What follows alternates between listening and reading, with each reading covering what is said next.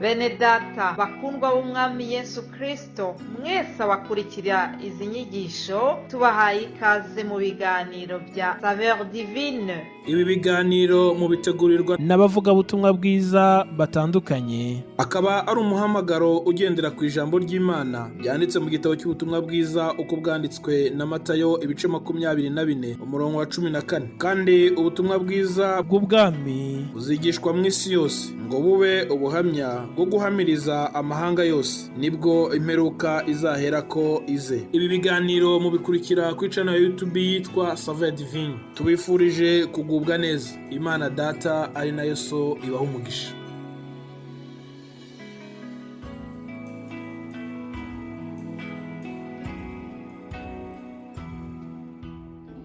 Ndabaramukije inshuti bakundwa b'umwami wacu Yesu Kristo, muri kumwe na Ntakarutimana Eric mu kiganiro cya SAVEUR DIVINE. Turashimiye Imana mushobora vyose yadushoboje kugira ico tuvuze mu bwami bw'Imana. Imana yacu nishimwe. Turi mu bihe twibuka iyurizwa ry'umwami wacu Yesu mw'ijuru, igihe Kristo yasubira kwa Data, ayo yari aje kuducungura. Imana yacu nishimwe cyane. Rero iteme dufise muri ino ndwi ivuga ngo inyungu zo kuba Yesu yarasubiye mw'ijuru. Imana yacu ishimwe. Reka twishimikize amajambo dusanga mu butumwa bwiza bwa Yohana igice cya 16 ku murongo w'indwi. Ariko jewe ndababwira ukuri, ikizogira ico kibamarira nuko jewe ngenda, kuko ntagenda umwitsa ntazoza kuri mwebwe, ariko ninagenda nzomubarungikira. Imana yacu ishimwe. Tubona amajambo rero Yesu Kristo yavuze, ababwira inyungu zo kugira ngo agende.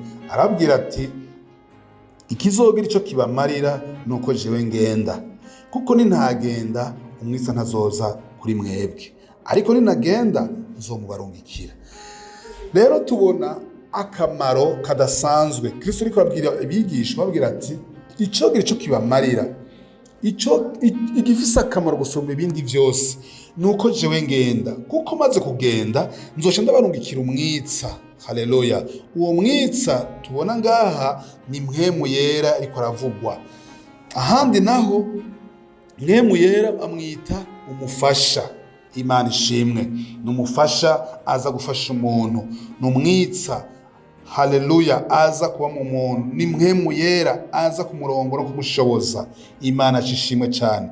Reka twishimikize andi majambo dusanga mu vyakozwe n'intumwa igice cya mbere ku murongo w'8 hatubwira ngo ariko muzohabwa ubushobozi Mpwemu Yera niyabazako, muzoba ivyabona vyo kunshingira intahe i Yerusalemu ni Yudaya hose ni Samariya no gushika ku mpera y'isi. Imana yacu nishimwe. Haleluya.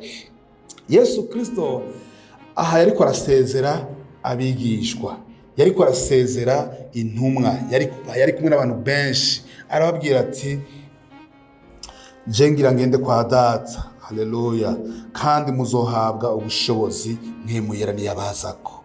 Turabona rero aciye abasezera ababwira ati ndaduze ndagiye. Baramwerekeza kugushika umusozi wa Elayono, ahaguruka ava muri bo, akugwa muri bo, aduga bamubona. Hanyuma maze kuduga turabona ngo haraje abamarayika baraza bababwira ngo mbagabo ko muhagaze ngaha murangamiza hejuru, uko mubonye aduga abakuwemwo aduga, uko agiye niko azogaruka. Imana ishimwe cyane. Hanyuma hari amajambo Kristo yarababwira ati genda murindire Yerusalemu. Baca baragenda baje Yerusalemu. Tubona muri Bibiliya tubwira ngo baca baja ngo mu nzu yo hejuru, baca bariyugarana, kandi ngo batangura gusenga bashima Imana, biteze ico Kristo yabasezeraniye. Bari bafite isezerano yabasezeraniye. Nababwira ndababwire bene data muri kumuranyumva, ico Kristo avuze aragishitsa. Isezerano ryiwe ararishitsa, nimudahemuka icyo avuze aragikora. Haleluya. Turabona bamaze iminsi ishika 10 biyugaraniye muri iyi nzu bariko barasenga bahuje mu mutima n'inama. Mpwemu Yera niho yabazako waza nk'igihinda. Haleluya. Babonye abantu bahindutse bavugishwa mu ndimi, bavuga mu ndimi zitandukanye bashima Imana. Haleluya. Abantu batangura kuvuga ngo abantu baraborewe, waborewe igisama. Petero acahaguruka toya, ntituborewe namba, kuko ngo ari saha 3 ntabwo twaborewe. Haleluya. Wariko twuzuye Mpwemu Yera, twaronse ico data yadusezeraniye. Imana ishimwe. Bene data, nagira ndababwire abuzuye Mpwemu Yera abari muri Kristo Yesu harababaraba bakabita andi mazina, ariko nagira ndaguhumurize mwene data, ntucike intege n'andi mazina bakwita, ariko ramiriza ikiri muri wewe isanzwe. Turabona rero uwo bushobozi bumaze kuba mu bigishwa. Petero na Yohana ngo barasohoka badugiye Yerusalemu, bari bagiye gusenga nk'uko abandi bose baduga, ariko hari icyo bari bafise abandi badafise. Bari bafise ubushobozi, hari ubushobozi bwa Mpwemu Yera bwari muri bo. Imana ishimwe cyane. Turabona bashyitse kwibaraza ry'urusengero, basanga ngo ikimuga kimaze iminsi myinshi ngo gisegereza aho hantu, gitangura gusaba amafaranga nk'uko gisaba abandi bose. Gitega amashi Yohana na Petero aciteze ko hari amafaranga bagiha. Hanyuma tubona Petero ari mu bushobozi bwinshi, muri bwa bushobozi bwa Mpwemu Yera, muri bwa bushobozi bwa wa mwitsa waca mubwira ngo ifeza n'izahabu ntavyo dufise, ngo ariko icyo dufise turakiguha, ngo mu izina rya Yesu haguruka. Haleluya. Tubona kivuga ngo kirabaduka, gitangura gusimba gishima Imana kuko gikize. Imana ishimwe cyane. Hari ubushobozi rero twakiriye, hari ubushobozi Kristo yaduhaye. Ubwo bushobozi budushoboza gushinga intahe, budushoboza kuvuga ubutumwa, budushoboza kumuvugira, budushoboza gusengera abagwaye bagakira, budushoboza kumugura ibimuga. Imana ishimwe cyane. Mwene data, nimba utaramwakira uwo mwami Yesu, nagira ndagusabe utere intambwe, umwizere, uvuga uti mwami Yesu ndakwakiriye, umbere umwami, umbere umukiza. Kristo ashitse muri wewe akakubera umwami, akaganza vyose, ryashari n'inzigo bikavaho, byakameremera ari kugize kurongoye, ivyo bigatsindwa. Mpwemu Yera acaza akaganza, hanyuma agatangura gukora ivyiza, agatangura gukoresha ibitangaza n'ibitangaro, abantu benshi bagatangara, ndetse n'Imana ikaguhimbarirwa kuko uriko urakora ico wahamagariwe. Imana ishimwe cyane. Turabona imisyo bahawe abigishwa, bababwiye ngo mu byombi byabona byo kushingira intahe i Yerusalemu ni Yudaya ndetse ni Samariya no gushita ku mpera y'isi. Bene data, agakiza twarose sako kwigubana, ahubwo kabwira abandi bajya bakiri mu vyaha babarire, bajya bariko barahona babwire, kugira ngo nabo bashobore gukira. Imana ishimwe. Bashobore gukira urupfu, bakiri mu igihano ca gihonomu.